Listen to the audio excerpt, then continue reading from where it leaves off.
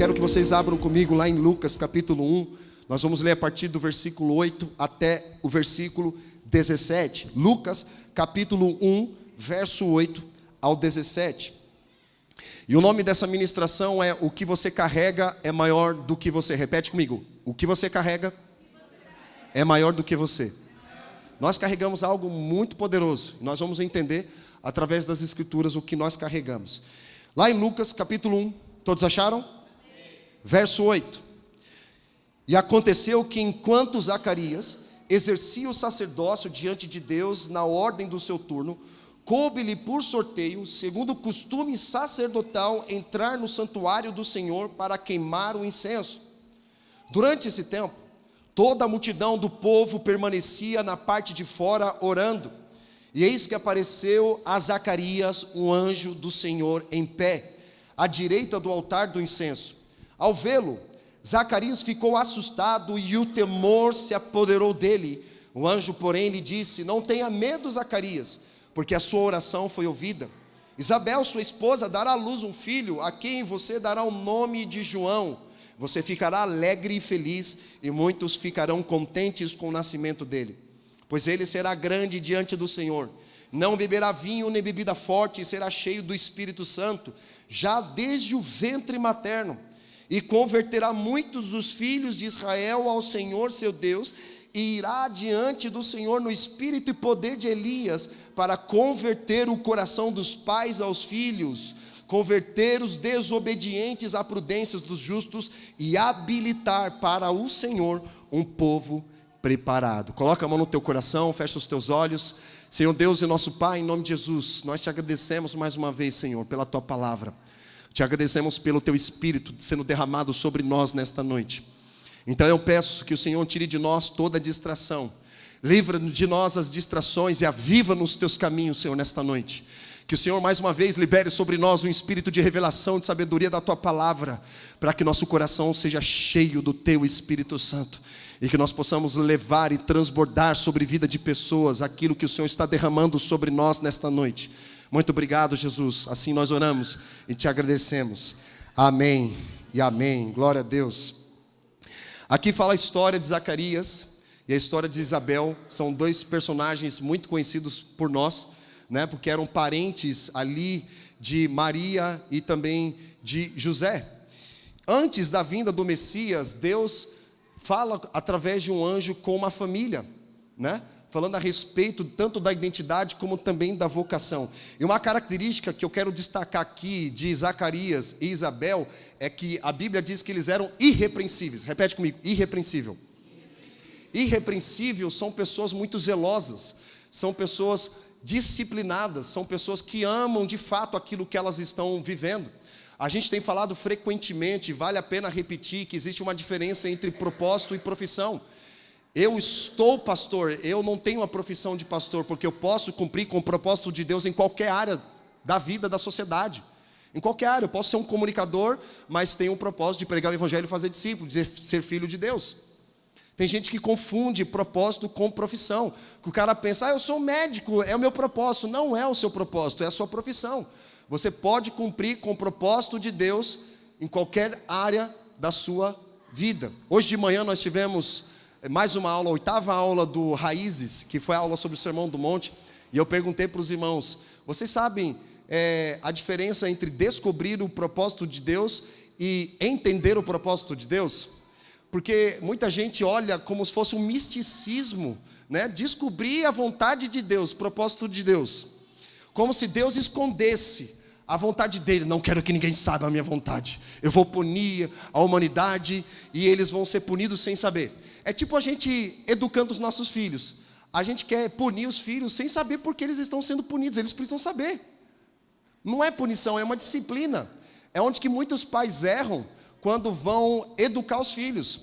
Eles vão lá, batem nos filhos, né? Muitas vezes agridem os filhos. E o filho, que é uma criança, muitas vezes é inconsequente, é um pecador mirim, né? Não deixa de ser um pecador, porque não existe Espírito Santo Júnior, muito menos um pecador, só pecador adulto. Não, a criança também peca, meu amigo. Elis, você vê lá, nossa, ele é tão lindo, né? Elis, tão lindo, Luca ali, nossa, é um amor de pessoa. Mas nós carregamos uma natureza inclinada para o pecado. E onde que entra os pais? Eduquem os seus filhos, mostrem o caminho que eles devem andar. Ande junto com eles, não é você pegar e falar para uma criança, que a criança não sabe, é desorientada da vida. E a gente precisa ensinar no caminho, não ensinar o caminho. Ensinar no caminho, ou seja, à medida que eu ando com meu filho, eu vou ensinando ele. Então, imagina você disciplinar o seu filho sem ele saber por que está sendo disciplinado. A gente precisa sentar com eles e dizer, você está sendo disciplinado por isso, isso, isso. Ele precisa ter consciência. Porque senão ele não vai saber. Né? Vocês estão aqui comigo? Então aqui fala dessa irrepreensão. Eles eram irrepreensíveis, eles eram tementes ao Senhor. Sabe, se você quer se tornar uma pessoa sábia e não tola, porque tem muito tolo no nosso meio, até no meio da igreja. Primeiro princípio para você ser sábio é temor ao Senhor. Provérbios diz que o princípio da sabedoria é o temor ao Senhor. E temor, irmão, não é medo de Deus. O temor é uma reverência. O significado da palavra temor é amor consciente. Eu tenho consciência desse temor a Deus. Eu não obedeço a Deus porque eu tenho medo dele. Eu obedeço a Deus porque eu amo e porque ele me amou primeiro. Sabe o que o legalismo que nos escraviza, sabe o que ele fala? Ele fala que você tem que fazer algo para ser amado por Deus. Ou seja, uma vida baseada em obras. Voltando, que eu não fechei voltando aqui naquela que eu estava falando da vontade, para eu não perder a linha de raciocínio. Que às vezes vou abrir um entre parênteses, aí eu perco o raciocínio, mas deixa eu voltar aqui. Obrigado, Espírito Santo. Perguntei para eles, a gente descobre a vontade de Deus ou a gente entende a vontade de Deus? Aí ficou aqueles 5 segundos, né? O pessoal pensando para não dar uma resposta errada para o pastor. Aí eles responderam, não, nós precisamos entender a vontade de Deus porque ela já está revelada. Deus não esconde a sua vontade, Ele revela a sua vontade, onde? Na palavra. Então, as pessoas transformaram a vontade de Deus em misticismo. Eu quero descobrir a vontade de Deus. Pastor, qual é a vontade de Deus para a minha vida? Não, você não tem que descobrir a vontade de Deus. Você tem que entender a vontade de Deus. E a vontade de Deus você entende através da palavra de Deus, que já está revelada. Aí entra o discipulado, o pastoreio, para te ajudar a obter a revelação que é na mente.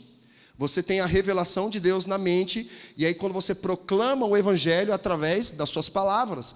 Então a mente precisa estar ligada à sua voz e ao seu coração. Amém, irmãos? Amém. A palavra, ela faz isso, ela transforma, ela renova a nossa mente, para que quando nós falarmos, lembra que Jesus fala, a nossa boca fala do que o coração está? Essa ideia fala assim, eu falei sem querer. Não, você não falou sem querer, você falou porque você quis mesmo. Eu falei brincando. Não tem essa de falar brincando, gente. Falou porque o coração escapou, porque está lá dentro. A pessoa, escapou. Não tem essa de escapou. Lá dentro precisa de cura. Lá dentro do teu coração precisa de um renovo. E como nós buscamos um renovo? Palavra nos lava e nos limpa de todo o pecado, de toda a imundície que a gente carrega durante a nossa jornada, durante a semana, durante os meses e anos que nós vivemos. Mas vamos voltar aqui. Então Zacarias era um sacerdote responsável para entrar no santuário do Senhor para queimar o incenso. Essa era a função dele. E tinha um turno, né, para fazer essa ministração ao Senhor. E o incenso, ele aparece diversas vezes como sinônimo de oração e intercessão. A gente vê no tabernáculo de Moisés, que o sacerdote ele tinha a responsabilidade de pegar o fogo ali do holocausto e levar até o santo lugar e acender ali o candelabro. Aquilo representa o quê? O fogo do Espírito, mas tinham também o incensário, representando as orações. A Bíblia fala que suba perante a tua face, suba perante a tua face como um incenso suave e agradável ao Senhor. Ou seja, as nossas orações e intercessões estão inteiramente ligadas ao incenso. Então ele era responsável por acender os incensos. E o incenso é colocado no altar pelo homem, e ao queimar, sobe até Deus. Da mesma forma, nossas orações começam em nosso coração e sobem para Deus. Amém? Vocês estão aqui comigo? Então João Batista, João Batista, filho de Isabel e filho de Zacarias, deram o nome para ele, né? Deram o nome de João Batista, que significa batizado em graça. Repete comigo, batizado em graça. Então Zacarias, lembrado por Deus, ele estava queimando aqui, como nós falamos, incenso todos os dias. Só que o que nós podemos aprender aqui do texto que nós lemos? Muitas lições importantes. Primeiro, que nós vemos um homem que ele sabia ministrar a Deus, mas não sabia ser um pai. Ele sabia ministrar a Deus, mas não sabia ser um pai, porque eles eram avançados em idade. Então eles não tinham experiência. O tempo chegou para eles, né? Muitas pessoas ficam preocupadas com o tempo. E a Bíblia nos ensina, Senhor nos ensina a contar os nossos dias. Deixa eu falar um segredo da sabedoria. Aprenda a contar os teus dias. Aprenda a contar os teus dias. Porque humanamente nós temos um tempo aqui como peregrinos nesta terra. Mas nós viveremos a eternidade com o Senhor. Amém, irmãos? Porque a nossa casa está onde? Na Nova Jerusalém. Então aquilo que eu faço aqui, no dia de hoje, vai determinar como será a minha eternidade. Ou seja, a esperança do futuro vai impactar a minha missão no presente. Eu fico com os meus olhos fixos que Jesus vai voltar, a Nova Jerusalém vai descer, haverão novos céus e nova terra, é glorioso, irmão. Você consegue imaginar isso? Só que enquanto esse dia não vem, eu preciso viver o hoje. O reino de Deus diz respeito aqui e agora, não é para amanhã, é agora. Então, repete comigo, a minha visão com relação ao futuro vai impactar a minha missão no presente. Então eu fico com os meus olhos olhando lá na frente, mas estou atuando aqui agora, no dia de hoje. Isso precisa fazer sentido na sua jornada, porque a gente precisa ser pessoas de visão. Amém, irmãos? Você não pode ficar vivendo a vida aleatória como se não houvesse amanhã. Existe o amanhã, e esse amanhã pertence ao Senhor, e esse amanhã chama-se Cristo também. Cristo vai voltar. Cristo é a esperança da glória. E essa é a razão, é o fundamento da nossa fé. Nós seremos ressuscitados com Cristo. Então a gente precisa olhar para o futuro, mas também a gente não pode se esquecer do hoje, do agora. Amém? Então nós vemos um homem de Deus que não sabe ser pai, um sacerdote que sabe ministrar diante de Deus, mas quando se trata de um filho, não sabe ministrar uma geração. Então ele precisa ficar mudo. O anjo fez Zacarias ficar mudo, porque ele não sabe ser pai, ele não sabe ministrar sobre uma geração, ele sabe ministrar a Deus. Vocês estão entendendo, gente? Ele sabe ministrar a Deus, ele sabe acender um incenso, ele sabe o ritual de um culto, ele sabe como começar, ele sabe como tocar um violão, ele sabe como pregar, ele sabe como ministrar uma oferta, ele sabe como receber, ele sabe orar, ele sabe jejuar, ele sabe colocar as práticas espirituais em dia. Ele sabe, mas quando vem um filho, aí ele, peraí, eu vou ser pai. Isabel vai ser mãe, mas eu sou velha. Eu não sei como é que é ser mãe. Então imagina, ele sabe ministrar a Deus, sabe fazer coisas dentro da igreja, mas não sabe fazer nada em casa. Sabia que tem gente assim? Que gente que ama mais o prédio da igreja, mas esquece a sua casa. Tem um pastor querido lá de Itajaí, o pastor Jackson. Ele escreveu um livro uns 5 anos atrás, que foi assim um rebuliço, né? Mas é um livro extremamente importante, principalmente para quem está na igreja há um bom tempo. Olha o título do livro, A Noiva Adúltera. Sabe de quem ele está falando? Da igreja, a noiva adúltera. Aí o subtítulo é, quando o pastor tem um caso extraconjugal com a igreja. Sabe o que é isso? Ele ministra a igreja, mas abandona a sua casa. A gente não pode cair nesse erro. É maravilhoso, irmãos, ministrar para vocês, mas melhor ainda é ministrar para minha esposa e para os meus filhos. Porque o que eu derramo para vocês é o que eu derramo em casa. Se nós levantamos um altar de adoração aqui, é porque em casa eu levantei um altar de adoração primeiro. Não faz sentido eu vir aqui. Eu falei para vocês, eu não sou pregador de culto, eu não sou pregador de domingo. Eu não sou pregador de culto de domingo, não sou, cara. Eu sou da minha casa, da minha família. Levantar um altar de adoração lá, acender um incenso de oração na minha casa. Os meus filhos mergulhados nesse contexto. Então a gente precisa tomar cuidado de ministrar a Deus e esquecer da família. Então, trazendo para o nosso contexto aqui, a gente aprende através de Zacarias que ele não sabia ser pai. E gente, tá tudo bem, porque a primeira vez quando você é pai ou mãe, você é inexperiente, né? Geralmente a mãe chama a mãe dela para ajudar ali, né, como amamentar. Ela não sabe trocar a fralda ainda, não sabe, né, quando a criança fica ali com uma febre, como é que faz para baixar a febre? Não, já leva para o hospital. Não, coloca na água morna primeiro ali, né? Se não resolver, vai no remédio. Se não resolver o remédio, né, aí sim, em último caso, você leva para o hospital, gente. Pelo amor de Deus, calma, né? Tá tudo sob controle. Mas quando a gente é marinheiro de primeira viagem, não sabemos. E está tudo bem, você precisa ser manso e humilde para se reconhecer, dizendo, eu não sei, mas alguém pode me ensinar? Mãe, você pode me ensinar? Pai, você pode me ensinar a ser pai, a ministrar, a cuidar de filhos? Então a gente não pode ser também orgulhoso, né, de achar que sabe tudo. Adolescente é assim, né? Eu sei tudo. Gente imatura é assim, ela acha que ela sabe tudo, né? Mas no final não sabe nada. Ela sabe tudo de um pouco de tudo, mas não é especialista em nada. Aí é complicado. E tem gente que bate a cabeça, afirma, não, calma, aguenta o coração, vamos aprender juntos. Então, ele fica mudo, o anjo faz ele ficar mudo. Já viu isso? Já viu? A gente leu aqui. Ele ficou mudo, porque o anjo viu que ele sabia ministrar a Deus, mas não sabia ministrar uma geração. Então, fica em silêncio, que nós vamos te ensinar a ministrar e educar o filho de vocês. Ok? Então, vamos mais à frente. Zacarias revela a identidade do filho, porque pergunta, qual é o nome do filho? Qual é o nome do filho? E ele escreve, João. Não, mas põe Zacarias, porque era normal colocar o nome do filho mesmo do pai, né?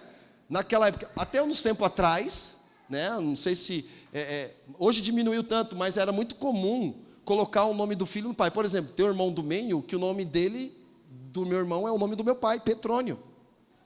Meu pai colocou o nome do meu irmão de Petrônio, né?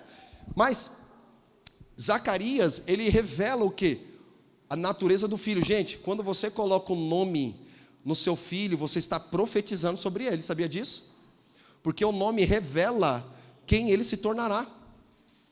Todos os nossos filhos têm nomes específicos, porque nós demos, Theo é uma abreviação de Teófilo, mas é amigo de Deus, né? Eu da Elise e do Joaquim não lembro de cabeça agora, mas depois se pergunta para mim qual é o significado, que agora não vem o download.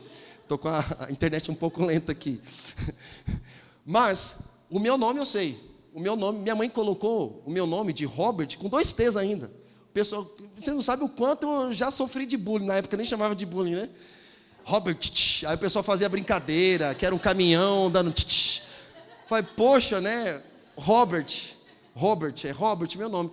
Minha mãe colocou meu nome, baseado numa série que tinha nos anos 80. Muitos de vocês não nasceram nos anos 80, né? Mas nos anos 80 tinha uma série chamada Gato e o Rato, né? E tinha um ator famoso chamado Robert Wagner. Olha que lindo. Aí vem o Robert Wagner, aí vem o brasileiro, né? Marques de Souza. Aí vem, né? Mas o significado do meu nome, Robert, significa aquele que brilha na glória. Uau! Meu amigo, eu não sei o significado do teu nome, mas o meu é aquele que brilha na glória. Robert, aquele que brilha na glória. Então, assim, minha mãe colocou sem saber, assim, o significado, mas, sabe? Então, ela nem fez ideia o que eu me tornaria na fase adulta, porque, para quem não conhece a minha história, eu tive uma história, uma infância, uma adolescência bem conturbada, bem problemática. Mas Jesus me encontrou e transformou a minha história, e transformou a minha realidade, a minha identidade. É por isso que hoje eu sou um pai, sou um homem casado com a minha esposa linda, maravilhosa, 3 filhos, em breve vai vir os adotados aí, em nome de Jesus, né? E a gente ama isso, esse contexto, irmão. Então Deus tem poder para transformar a nossa história. Jesus acredita em projetos falidos, amém, irmãos? Eu era um projeto falido, mas Jesus me encontrou e me restaurou. Aleluia, aplauda ao Senhor Jesus, glória a Deus. Então, quando nós colocamos o nome em nosso filho, nós estamos o quê? Revelando a identidade dele. Então, eles não colocaram à toa o nome de João Batista, aquele batizado em graça. Olha que poderoso isso. E aí João Batista, ele veio adiante do Senhor no espírito e poder de Elias, para converter o coração dos pais aos filhos. Olha que interessante isso, como nós lemos no texto aqui, né? Ele converterá muitos dos filhos de Israel ao Senhor seu Deus, e irá diante do Senhor no espírito e poder de Elias, para converter o coração dos pais aos filhos. Sabe qual foi a última profecia do Antigo Testamento?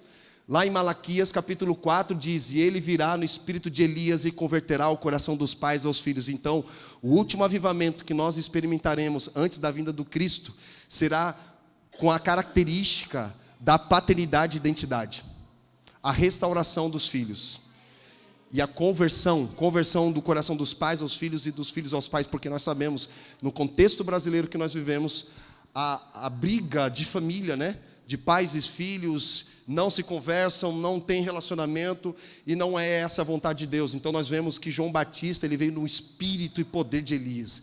Vocês lembram quem foi Elias, meus amigos? Elias foi um grande profeta do Antigo Testamento, fortíssimo. Era um homem de Deus que tudo que ele pedia a Deus, Deus respondia. Era impressionante. Só que Elias também, ele tinha as mesmas paixões que as nossas. Ele também teve os seus momentos de crise. Então, irmão, alguém me perguntou: pastor, você tem momentos de fraqueza, de frieza espiritual? Meu amigo, quase sempre. Mas eu sei para onde eu estou indo. Então eu vou ter momentos de dificuldade, irmão. Tem dias que eu não quero orar, tem dias que eu não quero ver você, tem dias que eu não quero te atender. Mas existe um zelo dentro de mim que é muito maior do que eu. Por isso que o que eu carrego é muito maior do que eu, irmão. Não é sobre mim, mas é sobre o que está dentro de mim. Essa paixão, esse zelo, esse amor é o que me impulsiona a viver aquilo que Deus tem na minha vida e na sua vida. Então ele me perguntou, eu falei: cara, quase sempre. Mas eu sei qual é o segredo de se fortalecer no Senhor. Então a gente não pode também demonstrar superioridade e nem inferioridade, mostrar que eu sou um super-homem. Eu sou vulnerável tanto quanto você. Eu preciso entender as minhas fraquezas. Eu estava falando para o irmão que estava passando por uma situação de depressão. Eu falei: cara, você não pode negligenciar os seus sentimentos. Você não pode abafar os seus sentimentos, porque os seus sentimentos, eles anunciam se você está bem ou ruim. Não é só fé, gente. Não, eu sou da fé, eu sou crente, eu nunca vou passar. Vai passar sim. E você tem que ser humilde e reconhecer: não estou bem. E os sentimentos, eles sinalizam algo dentro de você. Sinalizam, você não pode excluir. Não, eu movo pela fé. Claro que não é para você se mover pelos sentimentos, amém, irmãos? É para você se mover pela palavra de Deus. Porque a tua história não é definida pelo que você sente. A tua história é definida pelo que a palavra de Deus diz a teu respeito. Mas eu não posso negligenciar o que eu sinto. Amém? Eu não posso negligenciar. Eu tenho que colocar os meus sentimentos debaixo ali da palavra de Deus. Deus, eu não estou bem. E Deus ama quando nós reconhecemos isso. Mas Deus fala: diga ao fraco, eu sou forte. E a gente... É poderoso, gente, é poderoso. Não é verdade, Lucas? Estou tão feliz de ver o seu sorriso no rosto, Lucas. Não faz ideia, glória a Deus. Um sorriso diferente, o discipulado de ontem fez uma diferença aí, fez? Lavou a louça em casa? Não ainda. Mas vai, em nome de Jesus. Tá, glória. Aí nós vemos o seguinte, que Elias, por ser movido das mesmas paixões, um homem poderoso em Deus, tudo que ele orava, Deus respondia. Mas lá em Reis fala que ele fugiu para salvar a própria vida, porque ele teve medo de Jezabel. Ele não teve medo de matar os profetas de Baal, mas ele teve medo de Jezabel. E Jezabel pediu a cabeça dele. Aí sabe o que ele fez? Ao invés de enfrentar a Jeza, aí ele fugiu. E a Bíblia fala que ele fugiu para salvar a própria vida, porque teve medo. O medo é um sentimento humano, ok? O medo, ele é um sinalizador também de uma proteção do seu corpo, é instinto do nosso corpo. Só que o medo, se você é movido pelo medo, o medo ataca o fundamento da fé. Ele te paralisa. E medo fez ele fugir para salvar a própria vida. Ou seja, ele pensou nele, salvar a própria vida. O que Jesus fala? Aquele que busca salvar a sua vida vai perder, mas aquele que perder a sua vida por amor a mim, esse vai ganhar. Então ele foge para salvar a vida. É o que muitos de nós fazemos. A gente não quer sair do conforto. Aí ele entra onde? Em uma caverna. Aí lá na caverna, o abençoado, nosso irmão Elias ora a Deus dizendo: Senhor, tira minha vida. Mas meu amigo, você não queria se salvar? Agora você está querendo morrer? É tipo Deus falando para ele: cara, decide, o que você quer? Você quer ser salvo ou você quer morrer? Mas ali revela para nós o quê? Crises pessoais. Quem não passa por crise pessoal, irmão? Ele estava passando por uma crise pessoal. E aí Deus responde para ele através de uma brisa suave, e ele recupera as forças, e aí ele vai cumprir com o chamado dele. Assim é na nossa jornada também. Tem dias que a gente não está bem, mas Deus vem lá, levanta, ei, sai desse lugar, sai dessa caverna, cara. Eu não te chamo para a caverna, eu te chamo para o deserto. Então nós vemos que João Batista, a Bíblia fala que ele veio no poder, no espírito de Elias, porque ele tinha características parecidas com Elias. Ele comia gafanhotos, não vou entrar em detalhes, né? Mas ele comia gafanhotos, mel silvestre, se vestia com pele de camelo. Também João Batista e Elias também. A gente encontra isso em 2 Reis, capítulo 1, versículo 1 a 8. Não precisa abrir, só anota. Em 2 Reis, capítulo 1, versículo 8, nós vemos essas mesmas características de João Batista em Elias. Em Elias, que era o quê? Um ministério de reconciliação e também um ministério de restauração e de preparação. Glória a Deus. Outro ponto que nós aprendemos aqui é o que eu estou construindo para deixar de legado para as próximas gerações. O que eu estou construindo para deixar de legado para as próximas gerações. O que você está construindo? O que você está deixando para as próximas gerações? Que marca? Né? A gente tem aprendido que existe uma diferença entre herança e legado. Herança é o que eu deixo para alguém. Agora, legado é o que eu deixo em alguém, uma marca que eu deixo em uma pessoa. E que marca você está deixando em uma pessoa? A sua vida. Se Deus pedisse a sua vida agora, as pessoas lembrariam você pelo quê? Não estou falando pelo dinheiro que você vai deixar. Tem gente que não tem nem dinheiro para deixar, né? Não tem nem propriedade, vai deixar dívida. Mas não é sobre isso, irmãos. É maravilhoso a gente deixar uma herança para a próxima geração, né? E a gente tem buscado isso, gerar patrimônio, deixar estrutura para que os nossos filhos deem continuidade naquilo que nós estamos construindo. Mas muito mais importante do que a herança é o legado. O legado diz respeito à marca, diz respeito à natureza, à essência que nós carregamos. E eu quero deixar para os meus filhos um legado de amor a Jesus. Se você perguntar para eles agora, sem estar perto de mim, pergunta para eles quem ele mais ama na vida deles. Sabe o que eles vão responder? Jesus. Mas não é o pai? Não, é Jesus, pai, depois você. Percebe o que a marca que eu estou deixando no coração deles? Porque Jesus fala: se você ama a sua esposa, o seu marido, os teus filhos, mais do que a mim, você não é digno de ser meu discípulo. É forte isso. Te tira da zona de conforto, irmão. Ah, não, mas eu amo meu filho, minha esposa.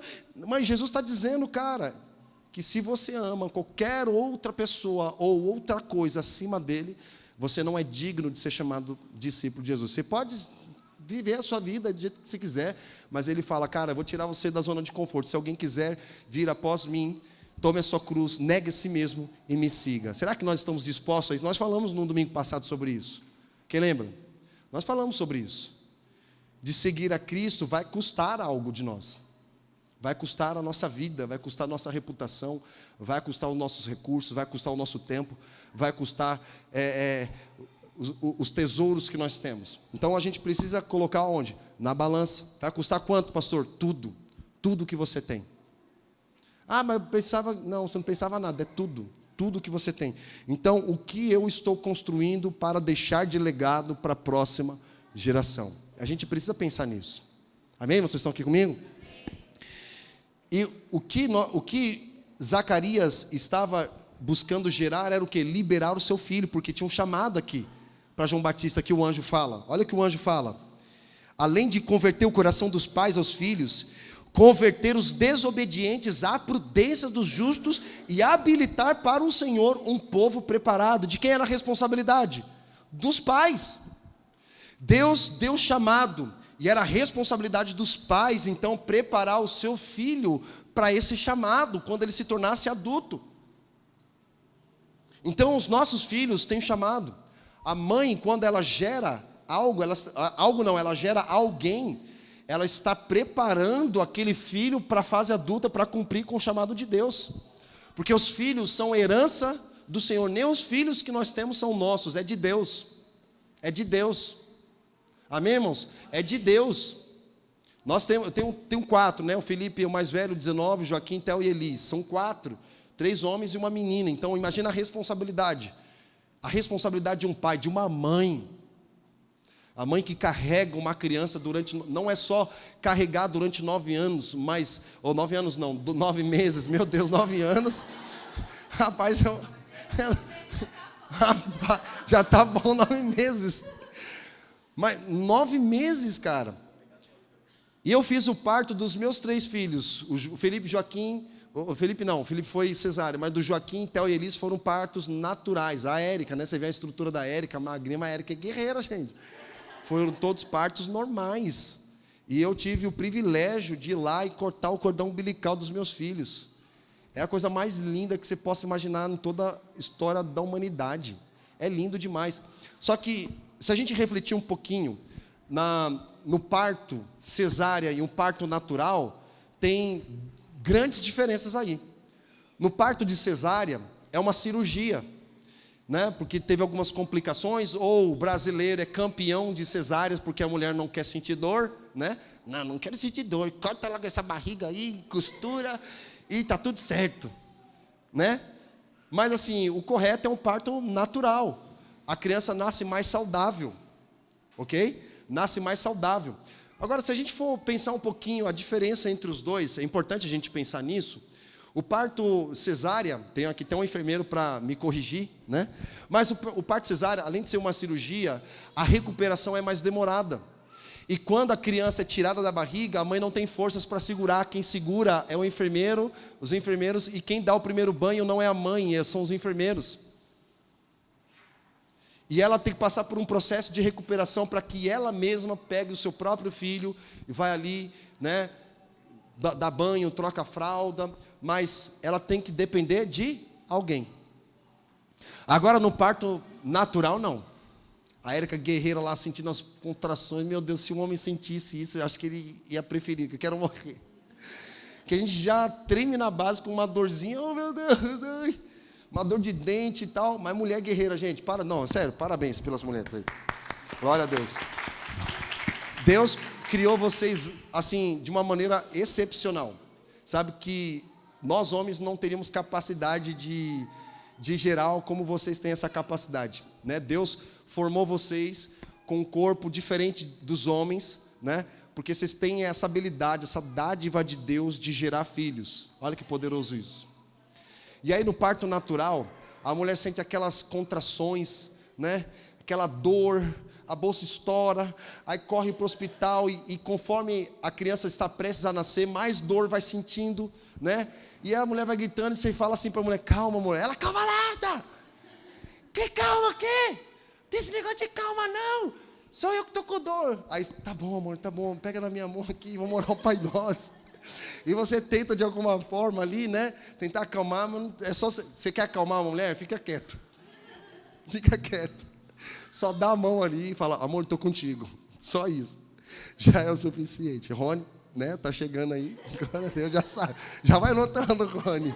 Assiste depois no YouTube, né? Várias vezes, vai anotando ali, né?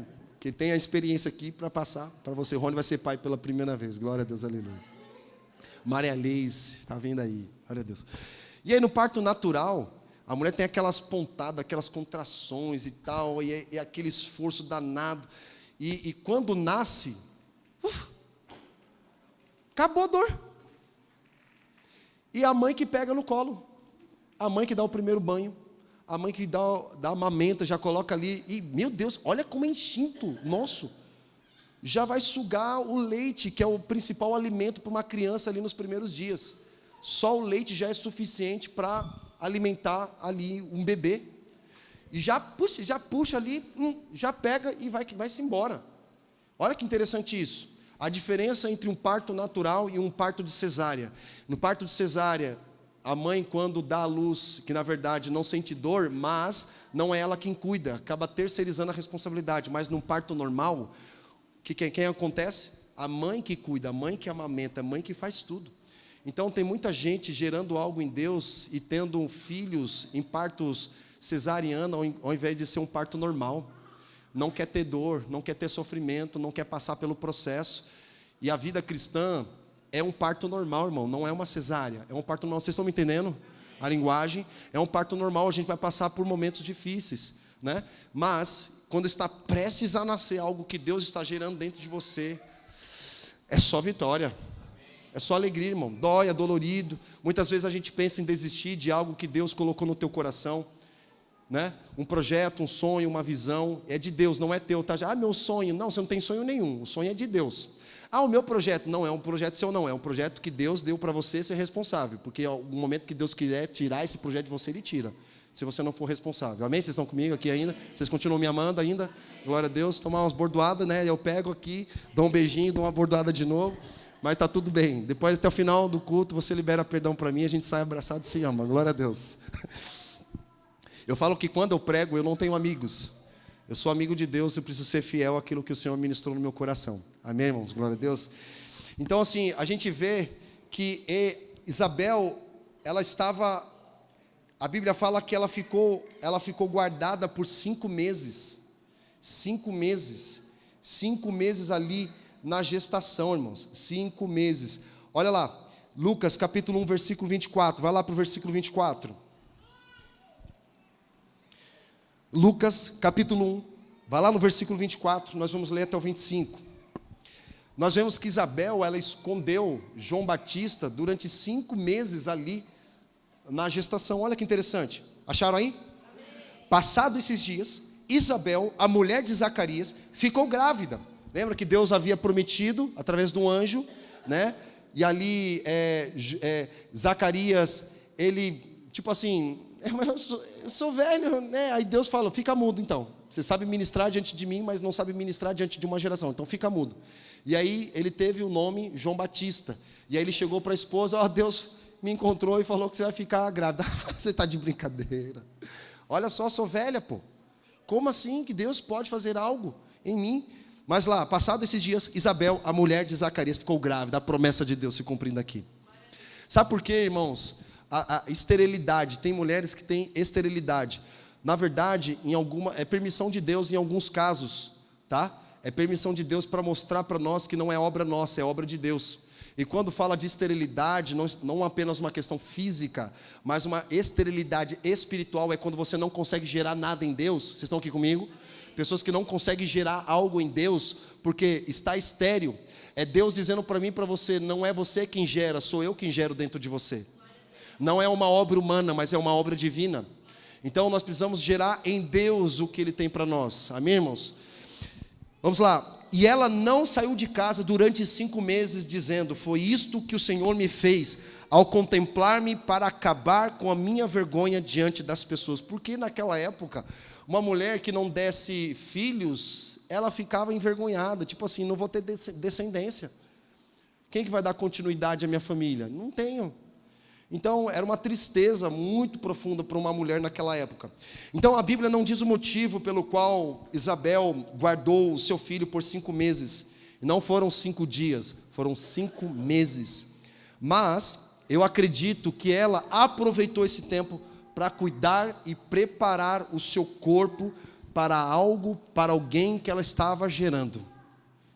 Vou repetir novamente. Não foram 5 dias, foram 5 meses dela se preparando para gerar e cuidar daquilo que Deus colocou dentro dela. Alguém já viu criança nascendo de forma prematura? Fora do tempo. Prematuro é fora do tempo. Não tem ainda a condição necessária para viver fora do corpo da mãe. Porque dentro do corpo da mãe, um bebê, ele se alimenta através do cordão umbilical, respira pelo cordão umbilical. Cara, é impressionante, Deus é maravilhoso. E quando a criança nasce, aquele choro que às vezes a gente pensa, nossa, né, tá doendo, não é.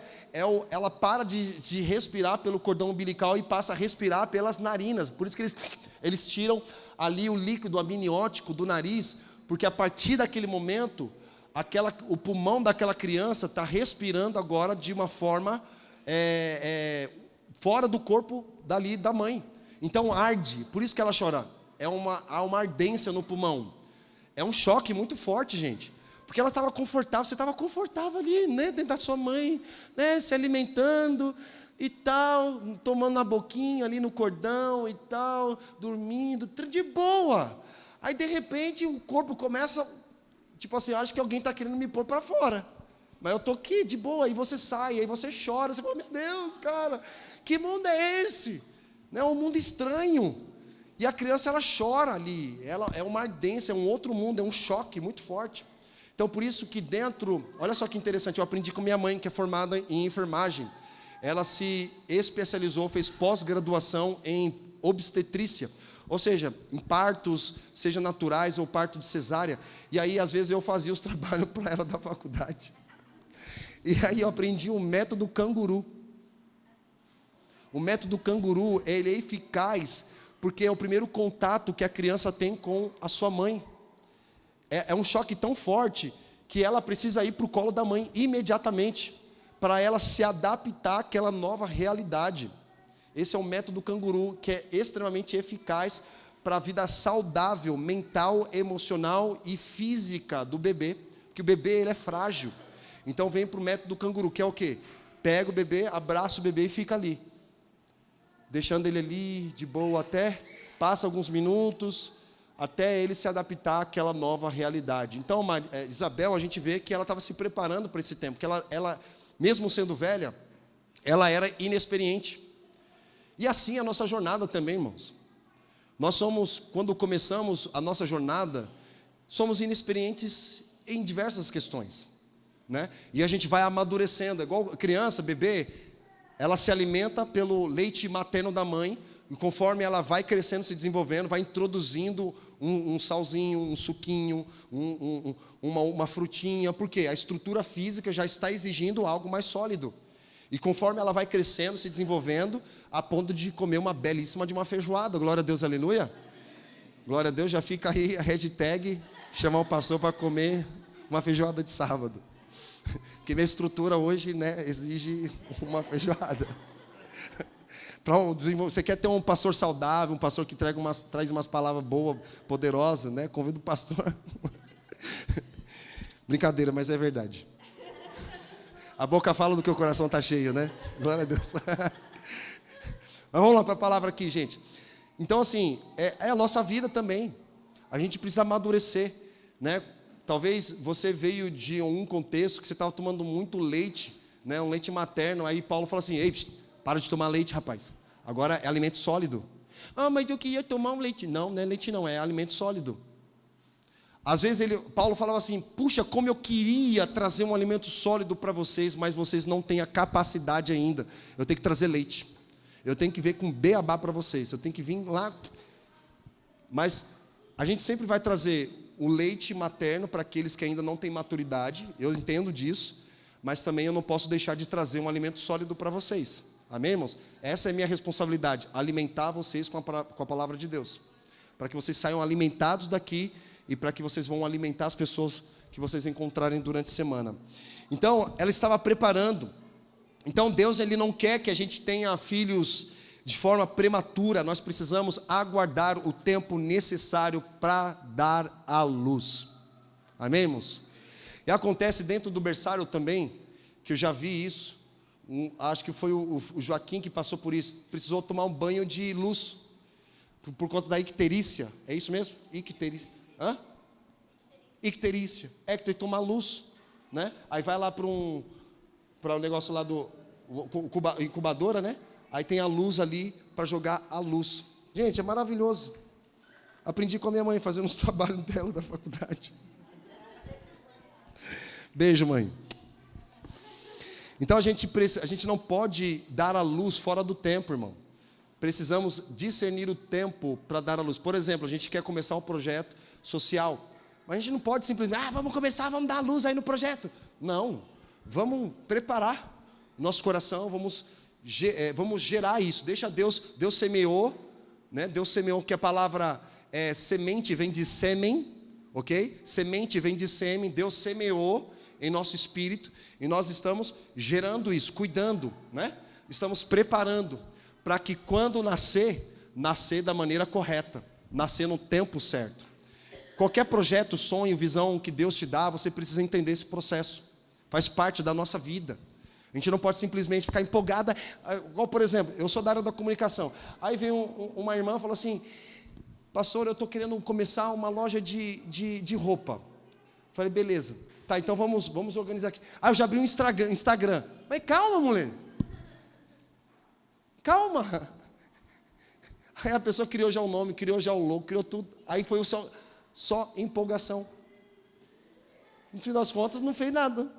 Então, assim, muita gente empolgada, mas pouca gente comprometida. E Deus deseja pessoas comprometidas. Coloca a mão no teu coração, Senhor, e diga: Senhor, eu quero ser uma pessoa comprometida e não empolgado. Porque empolgado, Senhor, tem prazo de validade, mas o comprometido, ele é eterno. Amém. Aplauda Jesus.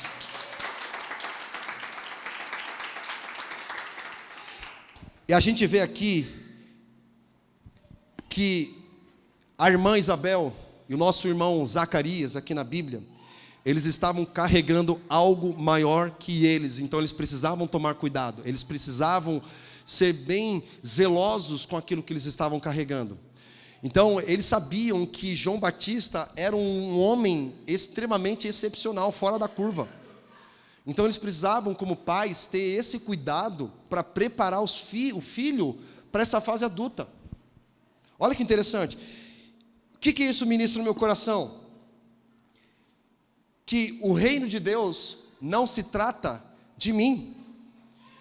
Vocês que estão aqui, vocês são filhos de Deus. Que Deus deu a responsabilidade ao pastor, que no caso sou eu, para cuidar de vocês, zelar por vocês, gerar vocês, alimentar vocês e liberar vocês.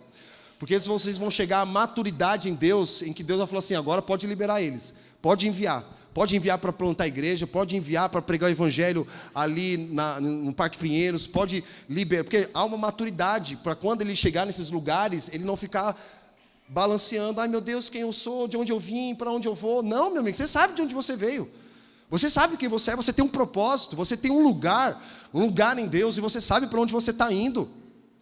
Então eu não posso liberar e enviar alguém se ela não tiver uma maturidade em Deus, se ela não alcançar uma maturidade em Deus. Eu não liberarei a minha filha para casar com 15 anos de idade, porque ela é imatura. A gente falou, não foi, Bia? No discipulado de sábado, que o livro de Cantares, ou Cântico dos Cânticos, ele é um poema, e a Igreja Católica tirou esse livro porque considera ele erótico demais, mas ali fala da relação de Cristo com a igreja, fala do amor que eles têm. Ali na verdade é Sulamita, e outros falam que era Sulamita e Salomão trocando cartas de amor. Gente, é incrível. Mas ali ele fala o seguinte: como daremos a nossa irmã que ainda não tem seios em casamento? Ou seja, uma pessoa imatura. Vai dar uma pessoa imatura para casar? Não pode, não tem estrutura, não tem psicológico, não tem emocional para casamento. Precisa ter o quê? Maturidade para casar, porque casamento é algo muito sério. Precisa ter o quê? Entendimento. Porque a imaturidade nos leva a problemas e consequências na fase adulta. Então a gente precisa ter o quê? Maturidade. Maturidade. E aí ele fala: como que nós podemos dar a nossa irmã que ainda não tem seios, que fala de imaturidade, em casamento? Ele está falando do que ali? Da noiva de Cristo. Jesus não vai casar com uma noiva imatura, ele vai casar com uma noiva madura, irrepreensível, santa, imaculável, preparada, adornada para o grande dia, as bodas do Cordeiro. Então é por isso que nós estamos nos preparando para esse grande dia, irmão, esse grande dia do Senhor. Então, se eu colocar o que Deus faz em mim à frente do que Deus está fazendo aqui na Reino, eu mato vocês. Porque tem coisas que Deus fala comigo, faz em mim no meu particular. E muitas coisas eu falo assim: meu Deus, eu sei. Eu falo: não, se eu for com a minha mentalidade, que é muito apostólica, não sou apóstolo, tá, gente? Apostólico no sentido de expansão, cara, eu posso matar vocês. Porque eu sou muito assim, quem senta comigo na mesa, eu falo, vamos para cima, bora fazer isso, plantar a igreja. Eu sou muito assim. Só que eu sei que a igreja, a reino, não tem essa característica. As pessoas, nem todo mundo tem essa característica. A maioria tem a característica, não, vamos ficar em Taboão da Serra, pastor, está muito ótimo aqui, está confortável. Vamos ficar aqui em São Paulo, Zona Sul, está ótimo, pastor. Eu não, falo assim, não, Deus me chamou para pregar o evangelho nas nações. Vocês podem ficar aí, mas eu vou. Então a minha mente, ela é global, ela é expansiva. E não tem problema nenhum você ser local. Vocês estão me entendendo, gente? Vocês estão aqui comigo? Não tem problema nenhum você falar assim, pô, pastor, eu quero viver aqui nessa região. Eu quero ficar aqui nessa região até morrer. E está tudo bem, irmão. Glória a Deus, aleluia. Só que não foi isso que Deus gerou em mim. Algumas pessoas podem me chamar de louco. Não, pastor é muito louco. Não é que eu sou louco. É que Deus me deu essa personalidade. E está tudo bem, irmãos. Não fique escandalizado. Cada um de nós temos uma personalidade diferente no reino, mas todos nós somos filhos de Deus. Cada um de nós temos uma movimentação diferente e a gente precisa entender isso. Então, é a minha responsabilidade alimentar vocês, a minha responsabilidade cuidar de vocês, apacentar vocês, pastorear vocês e também liberar vocês, para vocês serem enviados. Logo mais, o Gabriel e a Bia serão enviados. E vão pregar o evangelho lá em Caldas Novas, né, na terra do Pequi, né, das águas quentes. Oh, maravilha, oh, glória a Deus, né? Vão ser enviados, vão ser liberados para dar continuidade à vida deles. Vai uma dor no coração da Camila, né, dos pais. Ai, meu filho, mas é uma partida que vai ter que liberar, a gente tem que estar preparado. Eu falo para a Érica, já vai preparando o coração agora. Que Érica, ai meu Deus do céu, mas você não é missionária, você não tem um coração missionário? Eu tenho, mas só de pensar que meus filhos serão enviados. Falei, vai te preparando. Porque a gente compartilha na mesa, né, os sonhos que nós temos com os filhos, de estudarem fora, de se dedicarem, fazerem missões fora, né, para eles desbravarem. Vai chegar, o pai ele tem muito desprendimento. Vai, filho. A mãe, não, filho. E o pai, vai. E a mãe, não. Então a gente precisa entender essa dinâmica do reino. Glória a Deus, irmãos. E para finalizar, vai lá comigo, versículo 26, 27, ainda em Lucas, capítulo 1. Lucas capítulo 1, versículo 26, 27, quem achou, diga amém. Diz assim, no 6º mês, o anjo Gabriel foi enviado por Deus a uma cidade da Galileia, chamada Nazaré, a uma virgem que estava comprometida, repete comigo, comprometida a casar com um homem da casa de Davi, cujo nome era José. A virgem se chamava Maria. Duas mães incríveis, Maria e Isabel, uma era avançada em idade, a outra era jovem. E olha que interessante, João Batista veio antes, 6 meses antes de Jesus. Ou seja, deu tempo suficiente para Isabel adquirir experiência de maternidade e experiência do que? De casamento. E aí, mais para frente, a gente vai dar continuidade a essa ministração no próximo domingo, senão vou estender muito, que Maria sabia que aquilo que ela carregava era maior do que o que Isabel carregava. Maria carregava o Filho de Deus. Maria carregava Jesus. Isabel carregava João Batista, a voz do que clama no deserto, chamado para preparar o caminho do Senhor. Então ele veio antes, pregando o evangelho do arrependimento, preparando o caminho de Jesus, preparando o coração, convertendo o coração dos pais aos filhos, dos filhos aos pais, porque ele fala, e virá outro maior do que eu vos batizo com água, mas virá aquele que vos batizará com fogo e Espírito Santo. Eu não sou digno nem de desatar as correias da sandália desse homem, que ele cresça ou diminua. É muito poderoso isso. Só que Maria e Isabel, ou melhor, Isabel e Zacarias sabia que o que Maria e José carregavam era muito maior do que eles carregavam. Olha que detalhe importante. Mesmo sabendo Maria que aquilo que ela carregava era maior do que o que Isabel carregava, ela se submete ao discipulado de Isabel. Isabel, eu sou jovem, sou inexperiente, não sei ser mãe e muito menos sei o que é ser uma mulher casada. Me ensina. Eu carrego algo maior do que você, mas eu me submeto ao teu discipulado, ao teu ensino. Me ensina. Ah, cara. Aqui quebra todo orgulho, toda a autossuficiência nossa. Sabe? É um privilégio para mim, irmãos. Isso só o Evangelho explica, porque as ciências, a sociedade, a antropologia não consegue explicar. Eu pastoreando o Edson, por exemplo, que tem quase 30 anos mais do que eu, ele me chamando de meu pastor, meu Senhor, no sentido de honra, de respeito. Percebe isso? Então assim, ninguém explica, não tem como explicação, não tem explicação isso.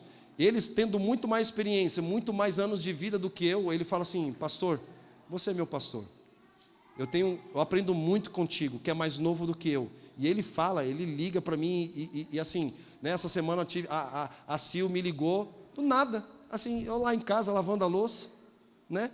Pastor, eu te liguei para dizer que eu te amo, e que você é importante na minha vida, e que eu aprendo muito contigo. Meu Deus, irmão, é difícil eu receber uma ligação, é sempre eu ligando para os outros, sempre eu visitando os outros. Aí quando a gente recebe uma ligação, uma mensagem de alguém, puxa, obrigado, é gostoso, é maravilhoso. Gente, eu não espero ligação de ninguém, tá? Eu não me movo de acordo com os teus elogios ou tua crítica. Você pode me criticar, me elogiar, não vai alterar quem eu sou em Deus. Eu não sou movido por crítica, muito menos por elogio. Eu sou movido pelo que a palavra de Deus diz ao meu respeito. É essa a minha jornada. E aí Deus nos ensina. É maravilhoso a gente receber uma ligação, uma mensagem. E eu falei para Sil, obrigado. Obrigado mesmo, me sinto encorajado. Que é maravilhoso, vamos lá, gente, não é bom? É maravilhoso, encoraja, né? A gente receber uma mensagem ali, uma ligação, uma visita. É maravilhoso, só que a gente não pode ficar nessa dependência, dizer, puxa, muito obrigado, porque esse é o meu salário. Meu salário são vidas transformadas. Meu salário são pessoas dizendo, pastor, obrigado. Obrigado porque assim, o que eu gosto de ouvir não é assim, pastor, nossa, que palavra boa. É assim, pastor, essa palavra transformou a minha vida, essa palavra falou no meu coração. Porque eu posso vir aqui, irmão, pregar uma palavra bonita para você, fazer você chorar, mas não é esse o meu chamado. Meu chamado é ministrar a palavra para transformar o seu coração. Aí fez sentido. Aí eu falo, puxa, aí é o meu salário. E glória a Deus por isso. E você carregando isso, que na verdade não é isso, é alguém maior do que você, meu amigo do céu. O que você carrega é maior do que você. E o que você carrega chama-se Espírito Santo de Deus. É muito maior do que você. Lembra que Paulo fala, nós somos como vasos de barro que carregamos um tesouro. E esse tesouro chama-se Espírito Santo. Você é um vaso de barro, feio por fora, ninguém dá valor. Para você, não. Você não. Mas dentro de você é algo muito poderoso. As pessoas olham de fora para você e falam, não, essa pessoa não, olha o que ela passou. Ah, não, ela não tem não. Mas ela carrega um tesouro, você carrega um tesouro. Nós somos vasos de barro que carregamos um tesouro. E no mesmo texto, Paulo vai dizer que por mais que o homem exterior se corrompa, o homem interior se renova dia após dia. Por todos os lados nós somos perseguidos, mas do lado de dentro nós não somos abatidos. E como vasos de barro carregamos um tesouro dentro de nós, que ninguém dá valor, mas é algo muito poderoso. Ah, irmão. Sabe como o que eu estou gerando aqui? É instigar você. É instigar você a sair daqui louco, triste com você mesmo. É fazer você sair daqui, meu Deus, cara, eu preciso de Jesus. Eu estou muito distante dele. Ou uma pessoa me perguntou, falou assim, cara, você, como que faz para ter intimidade com Deus? Como se fosse um passo a passo, só faz isso e aí você vai ter intimidade com Deus. Não tem fórmula. Você tem que começar com a pergunta, por que eu devo ter intimidade com Deus? Porque Deus te ama. Deus deseja transferir vida para o seu coração, para que você transborde, onde quer que você for, você derrame sobre as pessoas.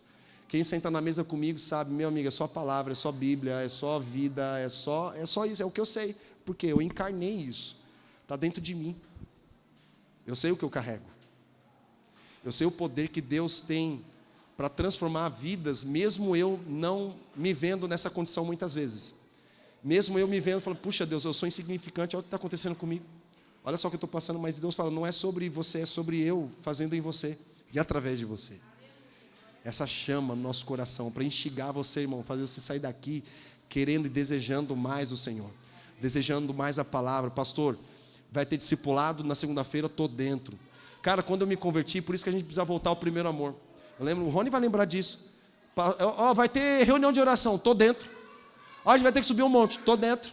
Vai ter culto de intercessão, estou dentro. Vai ter macro, estou dentro. Vai ter evangelismo, estou dentro. Também eu estava solteiro, né? Aí dava para dentro em tudo.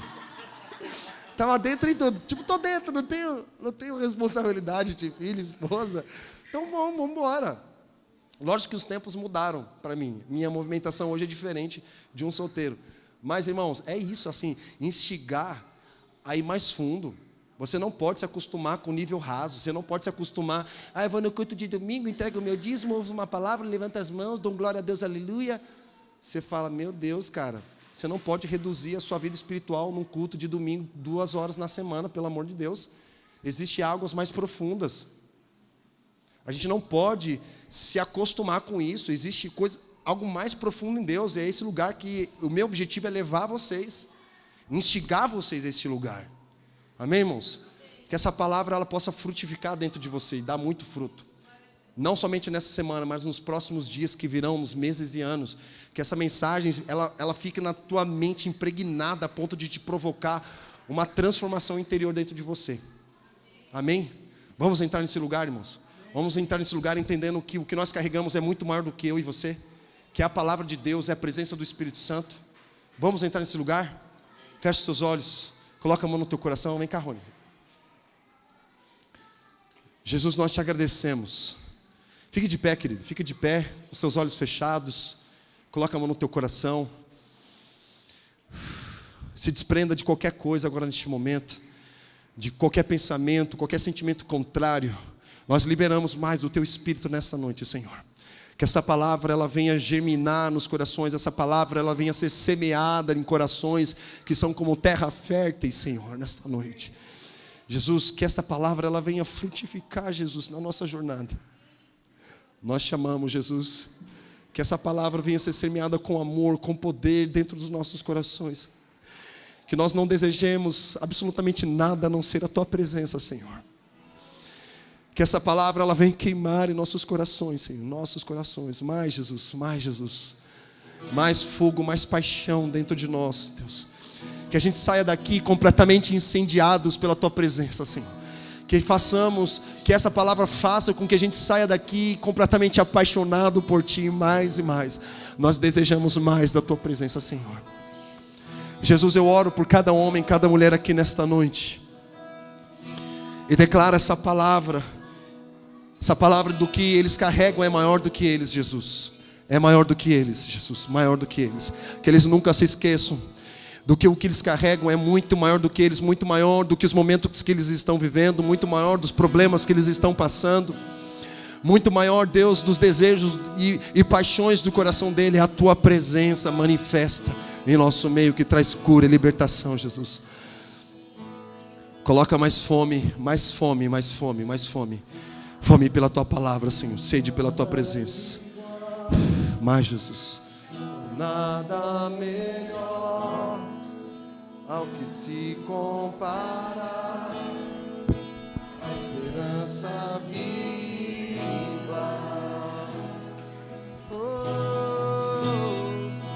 Tua presença